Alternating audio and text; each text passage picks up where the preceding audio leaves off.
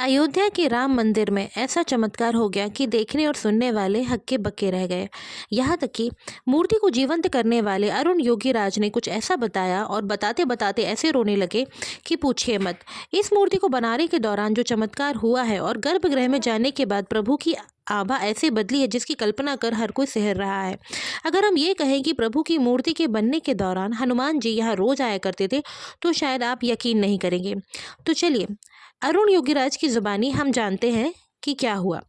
दरअसल प्रतिमा निर्माण करने वाले कर्नाटक के मशहूर मूर्तिकार अरुण योगीराज ने ऐसी बात कही है जिस पर आप भी हैरान हो जाएंगे।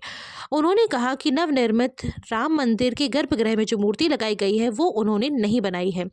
दरअसल इस बात को उन्होंने कुछ अलग तरीके से कहा।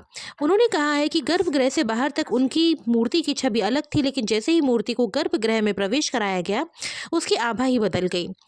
इसे मैंने भी महसूस किया है। मैंने गर्भगृह में अपने साथ मौजूद लोगों को इस संबंध में बताया कि यह एक दैवी चमत्कार है या कुछ और, लेकिन मूर्ति में बदलाव हो गया था। एक इंटरव्यू में उन्होंने बताया कि मेरे पूर्वजों की 300 साल की तपस्या का ये परिणाम है। मुझे शायद ईश्वर ने इसी कार्य के लिए धरती पर भेजा था। मैं इस जन्म में भगवान श्री राम लला की मूर्ति बनाऊं, ये मेरे प्रारब्ध में था। अभी मैं किन भावनाओं से गुजर रहा हूँ ये शब्दों में बयान नहीं किया जा सकता। अरुण योगीराज ने मूर्ति के गर्भगृह में स्थापित किए जाने के नाम पर भी बड़ा खुलासा किया।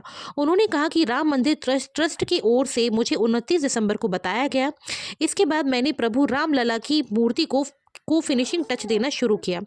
रामलला की मूर्ति 22 जनवरी को गर्भगृह में स्थापित की गई। 22 जनवरी को प्राण प्रतिष्ठा का भव्य समारोह संपन्न किया गया। इस दौरान इस अद्भुत छवि को देखकर जिसने भी इस अद्भुत छवि को देखा, लोग मोहित हुए बिना नहीं रह सके।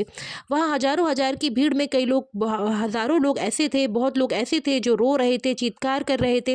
अरुण योगीराज कहते हैं कि हर दिन योगीराज की मूर्ति का निर्माण करते हुए मैंने लोगों की भावनाओं के बारे में सोचा। मैंने ये सोचा कि प्रभु मुझे बाल रूप में आशीर्वाद दे रहे हैं। लोगों को उनकी आंखों में देखकर श्रद्धा और भक्ति का भाव दिखना चाहिए। इसके लिए मैंने काफ़ी समझ के साथ समय लिया और बच्चों के साथ समय बिताया।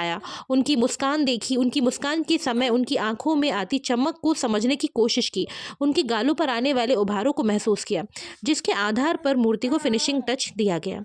इसके आगे यह बताया गया कि जब इस मूर्ति की कला को देखकर लोग जब इसकी तारीफ कर रहे हैं तो मेरे रोंगटे खड़े हो जाते हैं। एक कलाकार के तौर पर इससे ज़्यादा मुझे और क्या चाहिए। ये हमारे विश्वकर्मा समाज की जादूगरी का परिणाम है और इसी तरह मेरे हर काम को तारीफ मिले, यही कामना होती है। उन्होंने एक रोचक किस्सा भी बताया। उन्होंने बताया कि जब हम मूर्ति का निर्माण कर रहे थे तो शाम को 5 से 6 बजे के बीच बंदर वहां पर आते थे। वहां पर आते ही मूर्ति का काम देखते थे और चले जाते थे। कर्मशाला में इस तरह से बंदरों के आने से हम लोगों को परेशानी होने लगी, हम लोगों का ध्यान भटक जाता था। तो हम लोगों ने वहाँ के ट्रस्टी चंपत राय को बताया तो उन्होंने वहाँ पर दरवाजे लगवा दिए। उस दिन शाम को जब बंदर आए और उन्होंने देखा कि दरवाजे बंद है तो उन्होंने दरवाज़ा पीटना शुरू किया। हमने जब दरवाज़ा खोलकर देखा तो एक बंदर वहाँ था। जब हमने दरवाज़ा खोला तो वो बंदर अंदर आया, मूर्ति का निर्माण कार्य देखा और चला गया। फिर हमने दरवाज़ा बंद नहीं किया। अरुण से जब पूछा गया कि क्या एक ही बंदर आता था, इस पर उन्होंने कहा कि ये मैं नहीं बता सकता, लेकिन बंदर आकर काम देखकर चले जाते थे। शायद वो अपने आराध्य को मूर्ति रूप लेते देखने के लिए आते थे। रामलला के मंदिर को देखकर बहुत सारी रोचक खबरें, बहुत सारी रोचक किस्से सामने आने लगे हैं।